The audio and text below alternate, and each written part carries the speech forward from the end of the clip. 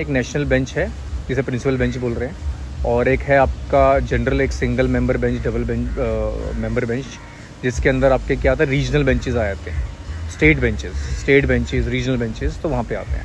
अब नेशनल जो बेंच है वो दिल्ली में, न्यू दिल्ली में ही सेटअप होगा, वहीं पे इसकी हियरिंग होगी।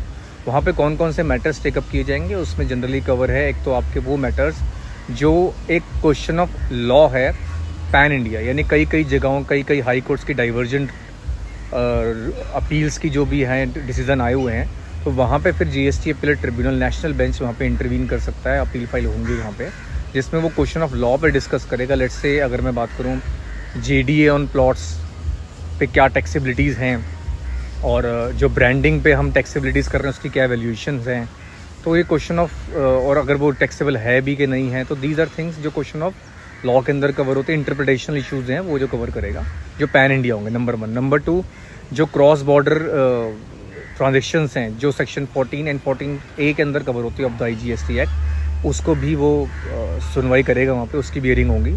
नंबर 3, जो सेक्शन 20 ऑफ CGST एक्ट है, दैट इज़ जो ISD इनपुट सर्विस डिस्ट्रीब्यूटर किस तरह से क्रेडिट डिस्ट्रीब्यूट कर रहा है, तो उसको भी वहाँ पे हियरिंग होगी। नंबर 4, प्लेस ऑफ सप्लाई के जो इंपॉर्टेंट मैटर्स होंगे वो भी वहाँ पे सुने जाएंगे।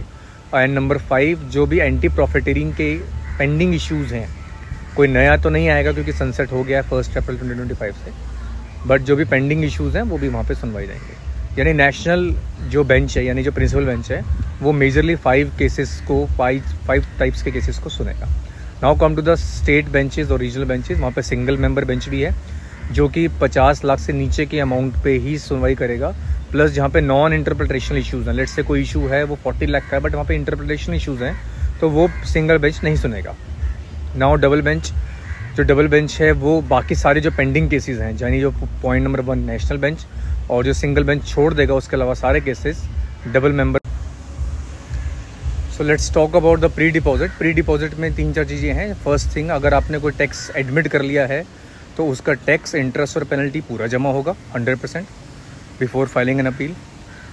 और अगर आपका डिस्प्यूटेड टैक्स है तो आपको 10% ऑफ द टैक्स तो फर्स्ट अपील पे ही जमा कराना पड़ गया था एज ए प्री डिपॉजिट, आपको एडिशनल 10% ऑफ टैक्स और जमा कराना पड़ेगा before filing appeal to GSTAT, यानी total 20% of the tax amount आपको जमा कराना पड़ेगा before filing an appeal to the GSTAT. Now maximum जो कैपिंग है, अच्छा इससे मैक्सिमम कैपिंग से पहले एक चीज़ और डिस्कस करते हैं। जो पेनल्टी है, कई ऑर्डर सिर्फ पेनल्टी के ऑर्डर आ रहे हैं, वहाँ पे अभी लेटेस्ट एक चेंज आया है जिसके अंदर ये बताया गया है कि आपको पहले क्या था कि अगर सिर्फ पेनल्टी का कोई ऑर्डर था तो आपको कोई प्री डिपॉजिट नहीं करवाना पड़ रहा था फर्स्ट अपील पे भी।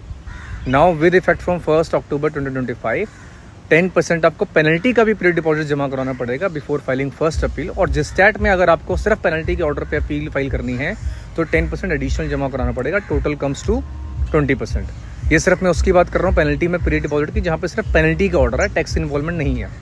कुछ ऑर्डर्स ऐसे भी आते हैं जो कि सिर्फ पेनल्टी का डिस्प्यूट होता है, हमें भी आपने टैक्स जमा करवा दिया हो तो पेनल्टी उन्होंने लगा दी हो, सो देर में भी सेंसेस, तो वहाँ पे ही टेक केयर किया जाएगा।